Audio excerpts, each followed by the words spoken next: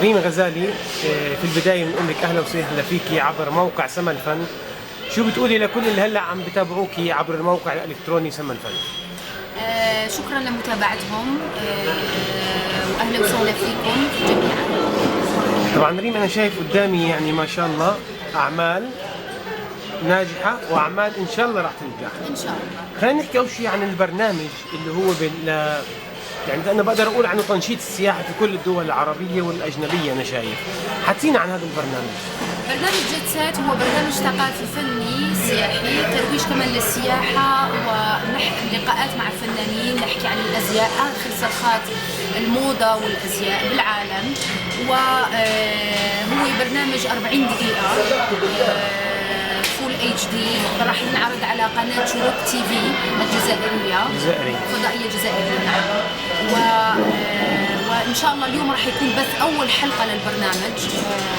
هاي بعطيكم تكون إياها اكسكلوزيف. أول حلقة مع نجين عمران الإعلامية العربية MBC صباح الدنيا عرب. عملنا معها فول داي، إنه ورجتنا بدبي لأنه هي مقيمة بدبي، وعملنا معها سفار وهيك، وعملنا معها انترفيو ونشوف حياة الفنانين كيف، وفي نفس الوقت انه نكتشف مواقع جميلة ونخلي انه الناس معانا بتتبع شو عم بيصير بالعالم. هي باب بدون فيزا، بنسافروا عبر جيت سات بلا فيزا، بيسافروا معانا وبيكتشفوا احلى مواقع وبيحلموا، لانه بكفي انه شو ما نشوف وين ما ننقل باي قناه عربيه بنشوف دمار وهذا بدنا نخفف شوي على قلوب الناس ونغير لهم شوي، يعني ما يقول لك احنا هيك برنامج بقوته وضخامته ما كنت تفكري مثلا ببثه انه مثلا ليش ما يعرض برمضان مثلا؟ طبعا لا، هي لازم احنا نتعلم انه مش لازم نشوف احنا مضبوط انه في رمضان بيكون المشاهده اعلى، نسبه مشاهده اعلى. احنا لازم نتعلم انه عندنا قناه عربيه وقناه فضائيه عربيه، يعني لازم نشوفها على مدار السنه. ليش بدنا نشوف قنوات اجنبيه؟ بالعكس، يعني احنا بقدره انه نعمل برامج سنويه على مدار السنه بتكون بمستوى انه بتكون في مشاهده والناس تتبعها، وعلى مدار السنه الناس ما بتشوف التلفزيون بيشوفوا طبعا. طيب اوكي، ليش احنا بنقول بس نشوف برنامج حلو؟ لا، هالبرنامج لازم ينعرض في رمضان، لانه كانه احنا العرب بنشوف التلفزيون بس برمضان، وهم على مدار السنه بنشوف التلفزيون. يعني هو مش القصه انه رمضان بيشوفوا ما بيشوفوش، بس الفكره انه كل العائله تتجمع اكثر شيء في رمضان. صح، مزبوط، بس احنا بنتمنى انه بيكون عندنا غير شيء لرمضان وشيء على مدار السنه بيكون بهذا المستوى. ان شاء الله الناس عم يحكوا فيه بعد المؤتمر إن شاء الله. انه مستوى عالي، ومن جهه التقنيه ومن جهه البرودكشن والانتاج. هلا انا رئيس تحرير البرنامج وانا اللي بكتب المواضيع كلها، والحمد لله يعني كان حلمي اني بعمل هيك بروجرام ووصلت له، حتى اذا قعدت ما عملت برامج ثانيه، بس اليوم انا عم بعمل اللي انا بدي اياه. طب انت قلتي حققتي حلمك، في احلام ثانيه؟ حلمي اني ان شاء الله اذا الله راد اني بخدم بلدي اكثر، اني يمكن ما بعرف. انت عم تخدمي بلدك اكيد من خلال الاغنيه اللي عم نشوفها لكأس العالم. لكأس العالم طبعا احنا اول شيء حنقول كدول كل الدول العربيه نتمنى للجزائر، لانه هي بتمثل كل الدول العربيه. يا رب تتوفق بكأس العالم. احكي لنا عن هاي الاغنيه، انت خلصتي تصويرها؟ اغنيه ريو دي جانيرو خلصت التصوير، كان بالاردن،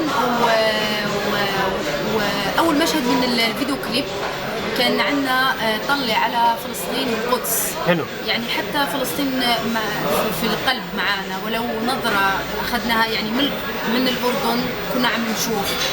واللي اشتغلوا على الفيديو كليب والكلام والتوزيع، يعني من الجزائر، من فلسطين، من سوريا، من العراق، من الأردن، من مصر، يعني من كل البلدان العربية، ليبيا، المغرب، الجزائر. يعني جربت قد ما فيي بيكون في عمل يجمع الوطن العربي. ايوه، لانه هذا التشجيع من الوطن العربي للمنتخب الجزائري. اكيد طبعا انا اتمنى له كل التوفيق.